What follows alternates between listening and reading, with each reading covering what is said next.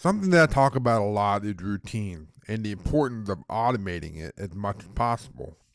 The greatest players in the world use routine to maximally prepare themselves for success in both training and in competition. In today's video, we're going to talk about routine specifically when it comes to dugout, on deck, and in the batter box. Hey, what's up, everybody? Welcome to my channel. I'm Geoff with athletic-mission.com, and I help baseball players and baseball coaches develop the tools and skills needed to advance as players and as coaches. Something that you guys have heard me say before is that we must understand that human beings are wired for efficiency. So when we talk about athletes and the amount of responsibilities and all the details that they have to remember, it's important that we make all those things automatic. You need to automate your behaviors so that all the things that we know we have to do is all automated so that when it comes to game time, it becomes more natural. Now, in this video, we're going to cover on deck, in the dugout, and at bat. Now, before I start, understand that anytime you document things, it seems to be more complex than it really is. So you're going to see what seems to be a lot, and that it seems like we're trying to get guys to think too much, but that's not the case. One thing we have to remember is that you need to think in order to focus and to concentrate.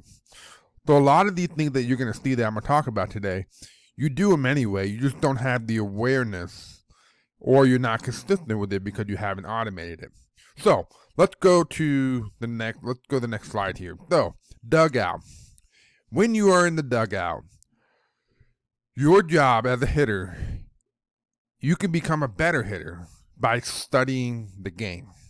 Watch the pitcher, understand the situation, know what you would do in each situation. And what I tell guys to do, find a teammate that wants to learn and grow. Everybody has a teammate that wants to do that. So get good with that guy, be friends with that guy, and sit with them and learn to watch the game and grow and learn to and just start talking hitting. Study what the pitcher is doing. Mentally play the at bat. Talk to your partner, your friend, about what you would do and why you would do that. So just observing the count, the situation, the score, and learning to develop a game plan as if you were going up there right then and there. If you can do that for every hitter that comes up, now when it comes to you, it's just automated. You've got a lot of reps of sitting there watching the situation, watching the pitcher, watching the count, watching the score, and understanding what you would do, so that when it comes to you, it becomes automatic. So there's a lot of things that we can do in the dugout. We're going to talk about the pitcher type, knowing the day, observing the pitcher, and then just how to watch him, think in terms of tipping pitches. Now, again, a lot of these things you kind of do naturally already. Like if we go to the pitcher type, if the pitcher a lefty or righty, you naturally go out there and look and see if the pitcher a lefty or righty. That makes a difference. So you need to know that before you go up there. What type of velocity to have? What is the pitcher's best fastball? What is his fastest fastball? That's important to know because you're building your whole game plan around being on time for the fastball. Then you're starting to see, hey, can he control that fastball? You do this, or you do these things already. Is he wild? Is he crafty? Does his fastball move? And a lot of young kids, the fastball is just straight. And, every once in a while, you'll get the kid that moves, and that's important to know before you go up there. What are the other pitches that he throws? And can he throw those pitches for strikes? What type of arm slide? The over the top, or the high 3/4, low 3/4, sidearm, or underneath? Again, all we're doing is just watching what type of pitcher this guy is. Where does he stand on the rubber? Is he more toward the third base side? Is he more toward the first base side? That makes a difference, and I can talk about that later and how that makes a difference and why. But that makes it understanding where they're standing. Maybe they're standing in a different spot when they throw different pitches. That's important to know. Do they work north to south as much as east to west? So those are the things you got to pay attention. Get your partner and just start watching the pitcher and start noticing every little thing that he's doing, because that's going to help you whenever you get ready to go up there and hit. knowing the type of day, how big is the field. If the field is much bigger than you're capable of, and let's say the gap is just much bigger, that's going to change your approach a little bit. So understanding the type of field, if the field's got a really short, fences, that might change your approach a little bit. So understanding the type of field, and then does the field have weird shapes for you, the lefty or righty hitter? What's the weather like? Is it windy? Is it hot or cold? Knowing the type of day and understanding and really trying to understand what that means for you when you start to hit and throw. So knowing the type of day is important. Here's what I tell guys. You need to be obsessed with being the best hitter that you can be. So when you're obsessed, you start to just notice things that can help you become a better hitter. Now, it's not for everyone, and that's okay. But for the guys that really have the desire to play at the next level and play at a higher level, they need to take the initiative and try to figure out as much as they can about the pitcher. So now let's jump down to right here. We'll jump down to the observe and study the pitcher box. Does he start off every batter with the same pitch? Does he start everybody off with a fastball? Does he start everybody off with a changeup? That's important to know. Does he fall into patterns of pitches, such as 2 fastballs, curveball, or fastball, curveball? What's the pattern? Does he fall into one? What does he throw when he's ahead in the count? You'll see that a lot of guys they fall into patterns. These guys, pitchers, fall into patterns. If you just watch them and observe, you can pick these things up, and that's going to help you when you go up there. What does he throw when he's behind in the count? What does he never throw? What does it seem like he never ever really throws when he's behind? What does it seem like he never throws when he's ahead in the count? What does he do when there's runners on base? How about when there's runners in scoring position? What does he throw after he picks off a hitter or picks off a runner? Does he pick off and come back with a changeup every time? That's some good stuff to know there. Like if you're at the plate and he picks the guy off and you know that he throws a changeup every single time, you might sit on that changeup. So just paying attention to that type of stuff. Does he double up or triple up on the off speed? What's the situation that he does? What is his out pitch? These are the things. Now, if I were you, this could be a lot at first. I wouldn't take this and try to go out there right now and try to implement every one of these. No, I would go one at a time. Does he start off every batter with the same pitch? Start there, and then go to the next one. This is going to take time. There's a lot of games and time for you to figure this stuff out and to find a way to implement it into your play. But let's just start with getting into a habit of, does he start off every batter with the same pitch? And then you can go to the next one. Does he fall into certain patterns? Now you're watching. And then you can just start adding. And then the more you do it, the more it becomes automated. The more it becomes a habit. And then the less you have to think about it. And now you're automating your behaviors. And then the next thing we have, we'll go over here, is tipping pitches. Every pitcher gives away what they're giving, especially at the younger level. They're gonna tell you what they're throwing. So I'm gonna do another video on all this, so that all of this makes sense. But essentially, I think you watch the glove, watch what the glove's doing, watch what the arm's doing, watch the tempo. Watch what their fingers are doing. Like if they have a finger outside the glove, what are they doing there? Just watch what they're doing from the wind up and from the stretch. Same thing, the positioning of where they set their glove, the angle of which they set their glove, how hard how long they hold on. So stuff like that. And again, I'm going to do another video on how to watch and what pitchers tend to do when they're tipping pitches. But again, this is what we're doing when we're in the dugout.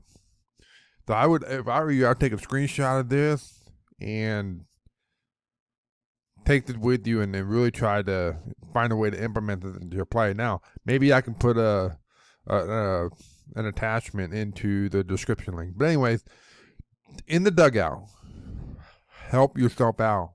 Become obsessed with becoming a better hitter. Watch the game. Okay, so this is going to lead us to the on deck. Now, we look over here, we have the must-dos on this side, and then we have the process here. So let's just kind of go through the must-do. When you are on deck, you need to use your on-deck time wisely. Figure out your timing there. Too many guys go up there and take the first pitch of their at-bat to try to figure out their timing. You got to do this on deck. Now, what we tend to tell guys do, try to get as close to the batter box as possible. As long as if the umpire will let you get close, get close. If he tells you to move back, then you move back. But try to get as close as you can possible so that you can almost get as close to what's realistic as possible. Now, when you're in the dugout, this is the time for you to focus and actually get ready to hit. So you don't want to mess around. You don't want to talk to your family and your friends and your girlfriend and your teammates. This is the time for you to get better. This is the time for you to get ready. It's the time for you to get locked in, get focused. It's time for you to get mad. It's time for you to ready to go and compete. Time for you to win. And it's time for you to get extremely confident. So those are the must-do. Now, let's go through the process. So I tend to have this lined up like this is the physical process, and this is more kind of maybe the mental process. So when you go up there, make sure that you have your batting glove on and your bat ready to go in prior to going up there to the on deck. This should be on deck. So don't get ready before you get up there. And then we're going get set up as close to the box as possible as far as the umpire will let you go. Get close. You're going to put the donut. I mean, again, you got to make your routine. So, but I'm just giving you kind of an example. Put a weighted donut on your bat. And all I'm going to do is keep the bat on my shoulder and just get some rotational stretches in.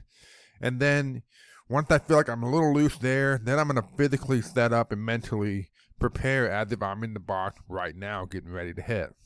So this is my routine physically when I get up to plate or up on deck. Now, mentally what I got to do, if I go out there on deck and I've got to grab the last hitter's bat, I've got to understand, go grab the last hitter's bat before and then toss it into the dugout. So don't forget the part that you have a job to do. If you go up on deck, go grab that bat. Now, when you're going through this whole process, you're constantly trying to assess the situation, the inning, and the score. Know what needs to be done. The name of the game is to get guys to advance 90 feet and get them home. So what can you do? What is your job? How can you get the base runner? How can you get on and be a base runner? Or how can you advance base runners? So you need to know what needs to be done and get an idea of what you're going to do, depending on what the guy before you does. But you just need to have scenarios in your head. And then we tend to teach guys the number system to try to figure out timing. And I'll do another video on that another time. And then the last thing you want to see is just how the pitcher is approaching the batter in front of you. And then, when the hitter hits, if there's runners in scoring position, you got to know where you got to be able to direct the runner to stay up or to get down. So this is on deck. On deck, not very complicated, but it's important that you do the must-dos. You got to figure out your timing. Get it close to the batter box you can. Get focused. Get locked in. Get mad. Get all these things. Be ready to hit when you get on deck. Now, this is going to take us to our at-bat. When we hit in our bat, we need to be ready to hit. We need to be ready to go to work. Let's go over the must-dos. Having a game plan. Knowing what you want to do at the plate. beginning with the end in mind and sticking to it. It's hard. It's hard. That's something that you got to start working on now. It's having the discipline to stick to your game plan and to your approach. Having extreme confidence. Trust in the work that you've put in. Give the pitcher a good battle. That's a must do. You got to have confidence to play this game. Now, number 3, see the ball. See the ball. You can't hit unless you can see the baseball. So put all of your focus, all your thoughts into seeing the baseball. Number 4, get a good pitch to hit. Know what you want to hit, and you do this in practice. You know what you want to hit, so sit on that pitch. Know the count and what it means for the pitch that you might get. This is where you got to pay attention in the dugout is what does the pitcher throw in certain count, or what are you looking for? Find ways to help yourself get hit and have a good battle at the plate. Number 5, battle, compete, win. Focus, be all in for the 90, 120 seconds that you're up there. It's very hard to stay present all the time. It's very hard to be mentally engaged.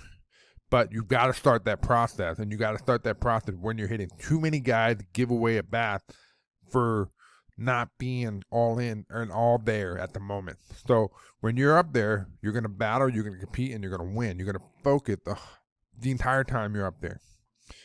Now, you're going to embrace the worst case scenario and do your best and forget the rest. If you prepare for the worst case scenario, now, that's obviously not what we want to focus on, but if you prepare for it, then you know how to, you're preparing for how to handle it. Because everything is about how you respond to things. So embrace the worst case scenario that will happen, do your best, and forget the rest. Number 7, I put putting all feelings aside. Forget what's happening in your personal life. Forget how bad you are doing or how good you're doing. Be neutral with your emotions. Be aware of your thoughts and whether they are positive. Be aware of how you're responding to things and make sure that they're positive. Be focused on the process, routines, and cues and the baseball. Mute the world so you can have intense focus to where you hear nothing. So those are the must-do, the 7 must-dos for your at-bat. Now, let's go here. So again, we have the physical process, and then we have the mental process here. So again, this is different for everybody. You got to figure out your process, your routine. And again, I'm giving you an example here so that you guys can figure it out. Now, walk up to the batter box. Get the coach from the sign. Step the back foot into the batter box. See how the defense is playing me. Step the front foot into the batter box. Waggle the bat 3 times. Step my hand and get ready to hit. I'm going to repeat this process every single time. Now, one thing that I left out that I'm thinking about, I probably should have put in a deep breath. Get a deep breath in there somewhere. I probably would do it right here. When I get the sign from the coach, I'm going to take a deep breath, and then I'm going to step my back foot into the batter box. So that's our physical routine right here. Now, when I take a swing, and I have no response. Okay, so I'm going to go back and come back to get time from the coach. See, I'm coming back up. Okay, now, a bad call or a bad swing. Recognize that it was a bad call or a bad swing. Shrug it off and realize that there's nothing you can do about it. Perform your wipe away. Clean the batter box. In this case, I would think that we want to clean the batter box as a way to wipe away our last pitch. So this is the process that you go through when you have a bad call or a bad swing. After you go through this process, boom, you come back up to get the sign from the coach. Now, let's say I strike out. You got to make sure that when you strike out, you are you are in control of your emotions. And then you're going to execute your approach to bat routine. Or you're going to hit the ball. So those are the 4 options. The 4 options, either you're going to take it and swing, or you're going to get a bad call, bad swing, you're going to strike out, or you're going to hit. So, but see how there's a process before I go to the next. Now, let's go through kind of the mental process here. Walking up to the batter's box, I need to know the situation. I need to know how many outs there are, and I need to know what the score is. I need to know what my job is. My job is either going to get on base or I'm going to advance the runner. I thought that those are the options that we need. Now, make sure that you have the sign. Know what you want to do with the ball. Understand where you want to hit the fastball, because that's going to dictate what you do with the other pitcher, and I'll talk about that another time. Know what pitch you can handle to get the desired outcome that you're trying to think about. Know what the pitcher you're trying to do to get you out. And then you got to have extreme confidence that you will execute. No second guessing yourself. Now, when you get ready to hit, you're going to develop some type of mental cue. I tend to think, the mental cue could be see it and hit it. I can do it, bring it. I got to stay focused. I tend to tell guys these are really good, and I tell them these things. But another thing that lately I've been kind of going to was think about the baseball. Just think ball. That's it. Think about the baseball. So, anyways, I hope this helps. This is kind of the routine for your at bat, for your on deck, and for your dugout.